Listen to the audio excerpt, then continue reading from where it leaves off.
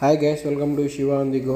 ఇప్పటివరకు మనం గోకర్ణంలో ఉన్న బీచ్లన్నీ చూసేసినాం, మురుడేశ్వరుడు పోయి వచ్చినాం, కొన్ని వాటర్ ఫాల్స్ కూడా తిరిగి వచ్చినాం. ఈ సిరీస్లో ఇదే లాస్ట్ ఎపిసోడ్. ఈరోజు మనం మహాబలేశ్వర టెంపుల్ని దర్శించుకోబోతున్నాం. ఇక్కడ ఉన్నది ఆత్మలింగం అన్నమాట. ఈ ఆలయానికి ఒక పెద్ద చరిత్ర ఉన్నది. ఆ చరిత్ర ఏంటంటే, రావణాసుడు భయంకరమైన తపస్సు చేసి శివుడి దగ్గర నుంచి ఒక ఆత్మలింగాన్ని పొందుతాడు.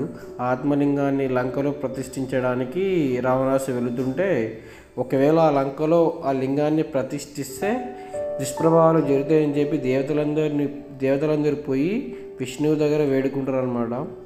విష్ణువు తన మాయతోని సూర్యాస్తమయం చేస్తాడు. అప్పుడు రావణుడు సూర్యాస్తమయం అయిందనుకొని పొరబడతాడు.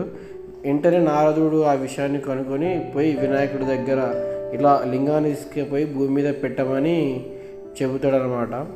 అప్పుడు వినాయకుడు ఒక మారువేషంలో వచ్చి రావణాసుని కంటపడతాడు. ఆ ఆత్మలింగ స్వభావం ఏమిటంటే, ఒకసారి భూమి మీద ప్రతిష్ఠించిన తర్వాత తను తిరిగి ఎత్తలేరు, చాలా బరువుగా మారిపోతుంది అనమాట. అందుకు రావణాసుడు కింద పెట్టకుండా ఎదురుగా వచ్చిన వినాయకుని చేతిలో, బ్రాహ్మణ వేషంలో వచ్చిన వినాయకుని చేతిలో ఆ లింగాన్ని కొద్దిసేపు పట్టుకోవాలి, నేను స్నానం చేస్తూ వస్తాను, సూర్యాస్తమయం అవుతుందని చెప్పి ఆ లింగాన్ని తీసుకెళ్ళి వినాయకుని చేతిలో పెడతాడు. అయితే గణేష్, ఇది నేను మోయలేని సమయంలో ఇది భూమి మీద పెట్టేస్తాను, ఆ టైం 3 సార్లు పిలిచాను, మీరు రాకపోతే నేను కింద పెట్టేస్తానని చెప్పి ఒక నియమం పెడతాడు. ఆ నియమానికి ఒప్పుకొని రావణాసుడు స్నానం చేయడానికి వెళ్తాడు అనమాట. అప్పుడు వినాయకుడు వెంటనే 3 సార్లు పిలిచి వెంటనే దాన్ని ఆత్మలింగాన్ని భూమి మీద పెడతాడనమాట. అది తిరిగి మొదలైనంతగా మారిపోతుంది. అప్పుడు రావణాసుడు వెంటనే లింగం దగ్గరకు వచ్చి కోపోద్రిక్తి పెడతాడనమాట. వెంటనే గణేశుని నెత్తి మీద 3 ముట్టకాయలు వేస్తాడు.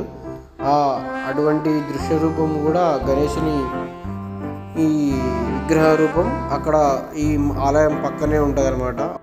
అయితే రావణాసురుడు తన కోపాన్నంతా ఆత్మలింగం పైన చూపించడానికి ట్రై చేస్తాడు. పెకిలించే ప్రయత్నం చేస్తే పైనున్న కవచం విసిరేసి 20 కిలోమీటర్ల దూరంలో ఉన్న సంజీశ్వరంలో పడుతుంది. తర్వాత ఇంకో మూతని ఆత్మలింగం పైన మూతని విసిరేస్తే అది గుణేశ్వరంలో పడుతుంది. తర్వాత ఆత్మలింగం పైన వస్త్రాన్ని విసిరేస్తే అది కాస్త మురుడేశ్వరంలో పడుతుంది అనమాట. మురుడేశ్వర రావణాకారంలో మురుడేశ్వరంగా చెందుతుంది. లాస్ట్ వీడియోలో మనం మురుడేశ్వర క్షేత్రాలను దర్శించడం జరిగిందనమాట.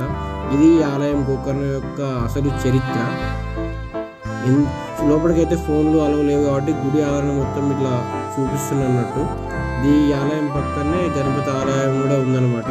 సేమ్ అక్కడ మనం వినాయకుడికి లొత్తబడిన విగ్రహాన్ని మనం కలరా చూడొచ్చు.